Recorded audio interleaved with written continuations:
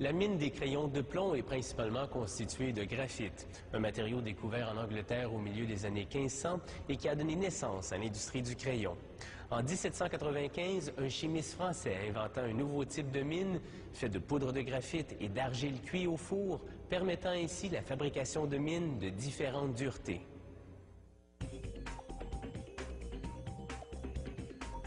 Pour fabriquer la gaine des crayons, il faut un type de bois suffisamment mou pour être aiguisé, mais assez dur pour ne pas plier sous la pression des doigts de l'utilisateur. Cette usine de crayons allemande utilise du cèdre de Californie.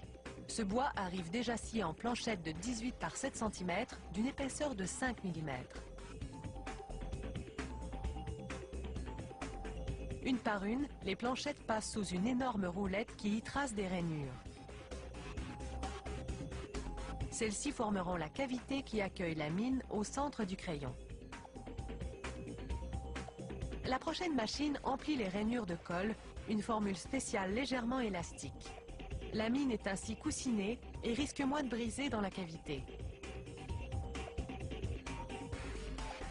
Chaque deuxième planchette est dirigée vers une autre courroie transporteuse. Celles qui demeurent sur cette chaîne de production sont acheminées à la machine qui insère les mines. La roue de la machine s'auto-alimente en mines. Leur espacement correspond aux rainures des planchettes. Ces mines sont constituées d'un mélange de graphite et d'argile cuit au four à plus de 800 degrés Celsius.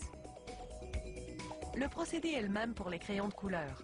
Par contre, leur mine est faite de cire, d'argile et de pigments et n'est pas cuite.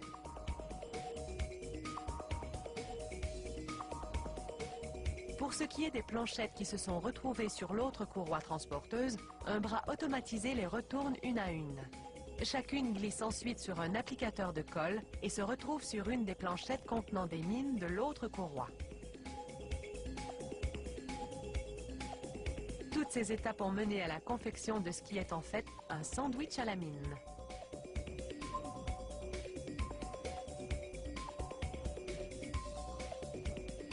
Un poussoir comprime ces sandwichs en appliquant une tonne de pression pendant 1 heure, soit tandis que la colle sèche.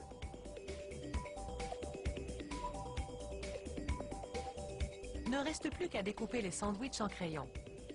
Cette machine à trancher façonne le profil hexagonal en 2 étapes.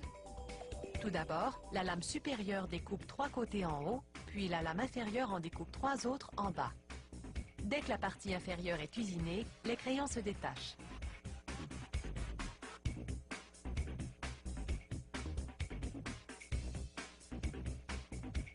Un ouvrier prend un échantillon de chaque lot sortant de la chaîne de production et l'aiguise manuellement afin de vérifier la qualité de la mine. Il applique ensuite une pression sur la pointe jusqu'à ce qu'elle brise. Pour qu'un crayon réussisse le test, il doit supporter au moins 2 kg de pression. Il est maintenant temps de décorer le bois. Un par un, les crayons passent à travers une tête vernisseuse. Elle enduit le bois de peinture, jaune dans ce cas-ci. Il faut 4 couches de peinture pour bien dissimuler le grain du bois. Une 5e tête vernisseuse applique une bande noire, la marque de commerce de la compagnie. Ensuite, une 6e scelle la peinture avec un vernis transparent. Du poste de peinture, les crayons vont à l'estampilleuse. Celle-ci effectue des décalcomanies à chaud au rythme faramineux de 500 crayons à la minute.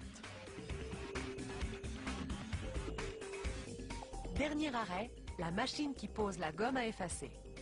Elle pince le haut du crayon pour y glisser une virole d'aluminium, y insère la gomme, puis serre le tout.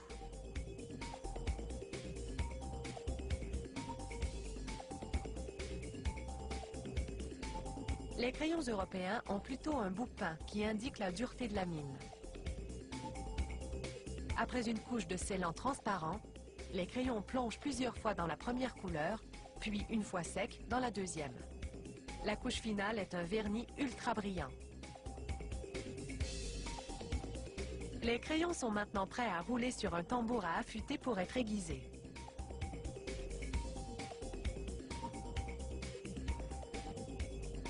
En bout de ligne, ils sont prêts à prendre toutes vos notes.